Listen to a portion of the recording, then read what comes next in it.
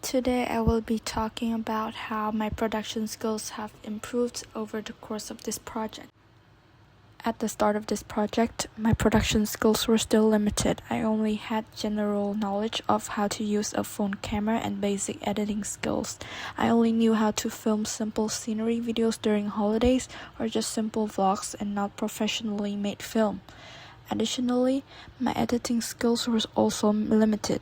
I only knew how to do simple cuts and add simple transitions rather than constructing a professional product. Camera work is the area that I was least confident in starting this project. Although I was familiar with the basic functions, I didn't know how to use it in a way that would be visually pleasing and able to convey meaning. I was afraid of not knowing how to compose shots and film at the right angle that was the most effective for my film.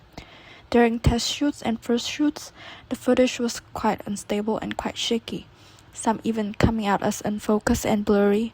I struggled to maintain stability and balance in our shots and didn't really consider how each shot should connect to each other. I also relied heavily on medium shots and didn't use a variety of shot angles and compositions, which made our film boring and lacked visual interest.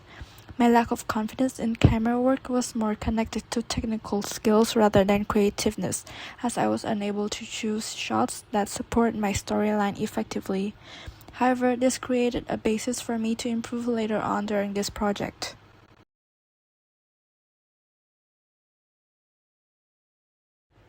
So firstly is the mood board. I've done similar products to the mood board like collage and magazines, so because of this, completing the mood board wasn't hard and I was able to finish this part of the project quite quickly. I found images with dark and muted tones that had a horror vibe to it before compiling them together and wrote specific descriptions on how we wanted our film opening to look like.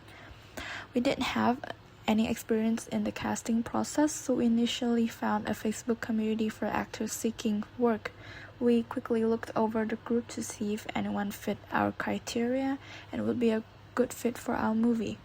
Although there were a lot of options for actors, we discovered that either there weren't many actors our age or they were demanding extremely high casting fees. My partner and I started looking into other options because we didn't want to spend a lot of money on hiring actors. Initially, we asked our male classmates if they would be interested in acting for our film opening, but they were all hesitant because they had no prior filming experience. But in the end, one of my classmates accepted our offer because he wanted to try something new. We immediately chose him since he met our practical criteria for casting decisions. Similarly to the casting calls, we found a Facebook community where people post their studios or apartments that are available for renting. We did find a few that were suitable for our film. However, after seeking more information, we realized that the renting fees were really high, so we ended up deciding not to rent. We settled for my brother's room as he's not currently using it and it fitted with our dark tones that we wanted to go for. For the classroom and school scenes, we just decided to film at our school for convenience. Next is script writing. Script writing is something that I have never done before starting this project. I have participated in writing scripts for my class's play, but never professionally. It was certainly an interesting and fun process as I was able to learn how to annotate different parts in the film, how to indicate action, scene, character, and location in the script in a logical way. I say that I was able to learn from scratch and have improved my skills significantly. Next is the storyboarding. Storyboarding is another skill that I have never done before. Storyboarding was one of the most time-consuming processes during this pre-production stage. It took us a lot of time to really think the storyline through and how we wanted to compose each scene. My partner and I spent a lot of time doing research online using platforms like Pinterest to get inspiration before we actually started to draw on Flipperclip. Aside from producing visuals, we also wrote a document detailing what will happen in each scene and the shot list so we could speed up the process when we film. I thought that this was really helpful since we were able to get a clear idea of what we want to do during filming.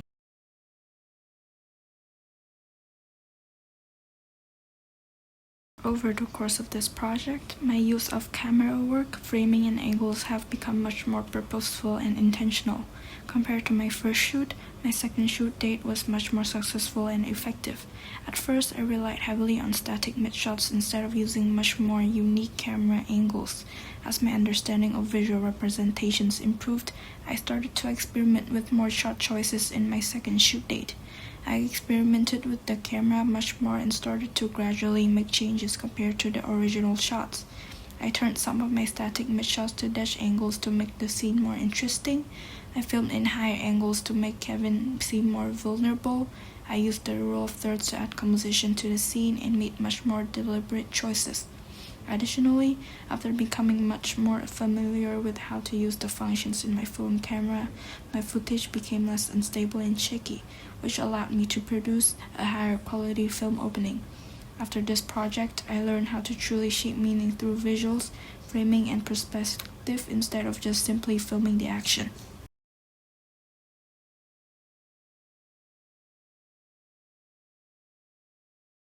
My ability to record and edit sound improved much more after this project. Earlier on this project, I faced some problems since I couldn't find a suitable background track or sound effects. Since our film opening doesn't have any dialogue, when editing, we ended up moving all the footage so we could add sound effects and background music. The sound effects often sounded out of place and unnatural in some scenes, which we were dissatisfied about. So instead of relying entirely on sound effects, we integrated both sound effects and the original background noise to make the scene more authentic. For instance, in the classroom scene, instead of just using the chattering noise we found, we also used the background classroom noise from the footage, as the sound effects would be there just to enhance the noise. We also faced some timing problems as some of the sounds didn't match with the visuals. We just ended up experimenting and adjusting the sounds as best as we could to match with the images being displayed.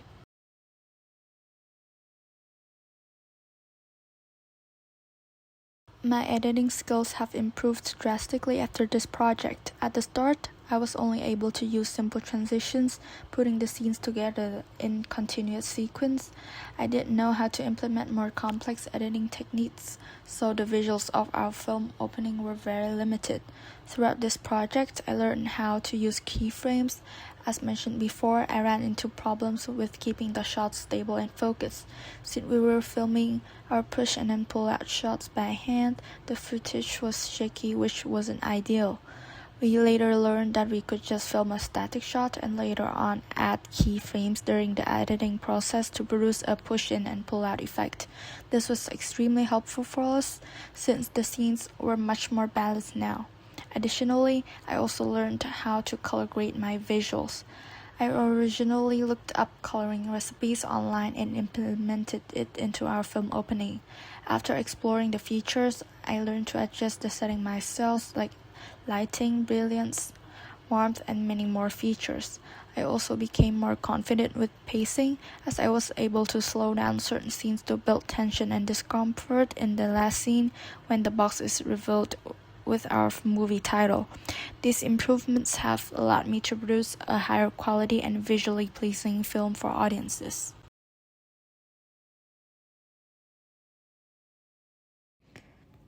My understanding and use of mise-en-scène have improved much more after this project.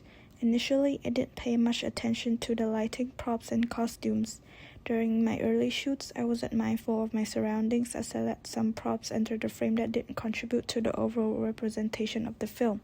For instance, the printer in the corner of the table didn't fit the themes of the film.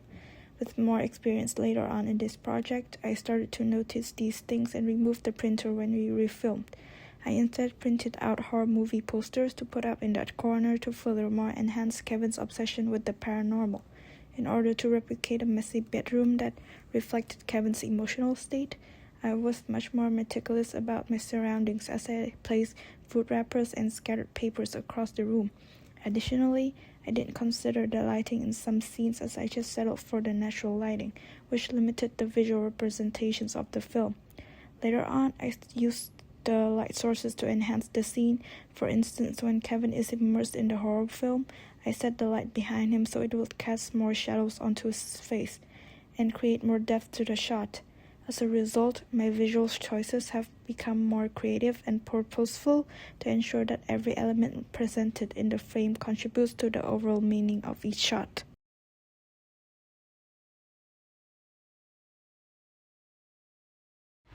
Aside from technical skills, my directing and communication skills have also improved after this project. During our shooting day, a small accident happened with our actor. We included a lot of extreme close-up shots of the protagonist's eyes to be able to show his obsession with the paranormal. Because of this, our actor's eyes got tired and he ended up tearing up a bit when we started filming. My partner and I were both surprised by this since he didn't tell us that he was feeling tired. After this incident, we communicated with him and told him that he should tell us whenever he's feeling tired so we can take a break. After this, he communicated with us much more when he's facing difficulties, so our filming process was much more successful and smooth. We also learned to direct multiple people on set. During the school scenes, we had 3 more actors to play as the bullies. Because of our detailed description and demonstration of the scene, the actors understood right away and were able to deliver their performance just as we wanted. I believe that communication and directing skills were an important factor to why our project was a success.